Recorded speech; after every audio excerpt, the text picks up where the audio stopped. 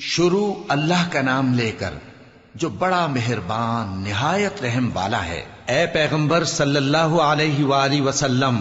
مسلمانوں سے کہہ دو کہ جب اپنی بیویوں کو طلاق دینے لگو تو ان کی عدت کو پیش نظر رکھ کر طلاق دو اور عدت کا شمار رکھو، اور اللہ سے جو تمہارا پروردگار ہے ڈرو۔ نہ تو تم ہی ان کو ایام عدت میں ان کے گھروں سے نکالو اور نہ وہ خود ہی نکلیں، ہاں اگر وہ کھلی بے حیائی کریں تو اور بات ہے، اور یہ اللہ کی حدیں ہیں، اور جو اللہ کی حدوں سے تجاوز کرے گا وہ اپنے آپ پر ظلم کرے گا۔ اے طلاق دینے والے، تجھے کیا معلوم شاید اللہ اس کے بعد رجعت کی کوئی سبیل پیدا کر دے۔ پھر جب وہ اپنی میعاد یعنی عدت ختم ہونے کے قریب پہنچ جائیں تو یا تو ان کو اچھی طرح سے زوجیت میں رہنے دو یا اچھی طرح سے علیحدہ کر دو، اور اپنے میں سے 2 منصف مردوں کو گواہ کر لو، اور اے گواہو اللہ کے لیے درست گواہی دینا۔ ان باتوں سے اس شخص کو نصیحت کی جاتی ہے جو اللہ پر اور روز آخرت پر ایمان رکھتا ہے، اور جو کوئی اللہ سے ڈرے گا وہ اس کے لیے رنج و غم سے نجات کی صورت پیدا کر دے گا، اور اس کو ایسی جگہ سے رزق دے گا جہاں سے اس کو وہم و گمان بھی نہ ہو، اور جو اللہ پر بھروسہ رکھے گا تو وہ اس کے لیے کافی ہوگا۔ اللہ اپنے کام کو جو وہ کرنا چاہتا ہے پورا کر دیتا ہے۔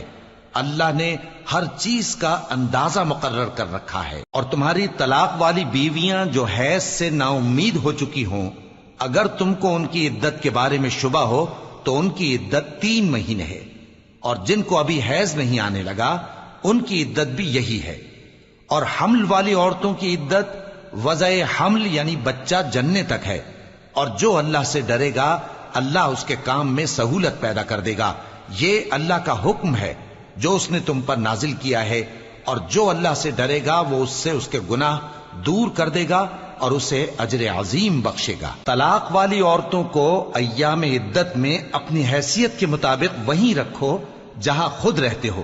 اور ان کو تنگ کرنے کے لیے تکلیف نہ دو، اور اگر وہ حمل سے ہوں تو بچہ پیدا ہونے تک ان کا خرچ دیتے رہو۔ پھر اگر وہ بچے کو تمہارے کہنے سے دودھ پلائیں تو ان کو ان کی اجرت دے دو، اور بچے کے بارے میں پسندیدہ طریق سے موافقت رکھو، اور اگر باہم ضد اور نا اتفاقی کرو گے تو بچے کو اس کے باپ کے کہنے سے کوئی اور عورت دودھ پلائے گی۔ صاحب وسعت کو اپنی وسعت کے مطابق خرچ کرنا چاہیے، اور جس کے رزق میں تنگی ہو جتنا اللہ نے اس کو دیا ہے وہ اس کے موافق خرچ کرے۔ اللہ کسی کو زیر بار نہیں کرتا مگر اسی کے لحاظ سے جتنا اس کو دیا ہے، اور اللہ ان قریب تنگی کے بعد آسانی کر دے گا۔ اور بہت سی بستیوں کے رہنے والوں نے اپنے پروردگار اور اس کے پیغمبروں کے احکام سے سرکشی کی تو ہم نے ان کو سخت حساب میں پکڑ لیا، اور ان پر ایسا عذاب نازل کیا جو نہ دیکھا تھا نہ سنا، سو انہوں نے اپنے کاموں کی سزا کا مزہ چکھ لیا، اور ان کا انجام نقصان ہی تو تھا۔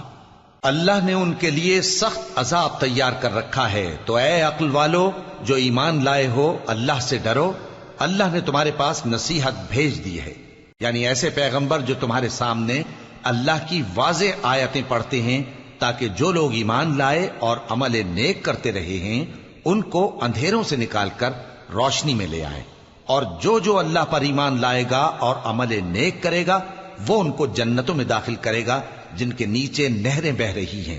وہ ہمیشہ ہمیشہ ان میں رہیں گے۔ اللہ نے ان کے لیے کیا خوب رزق رکھا ہے۔ اللہ ہی تو ہے جس نے 7 آسمان پیدا کیے اور ویسی ہی زمینیں بھی، ان میں اللہ کا حکم اترتا رہتا ہے تاکہ تم لوگ جان لو کہ اللہ ہر چیز پر قادر ہے،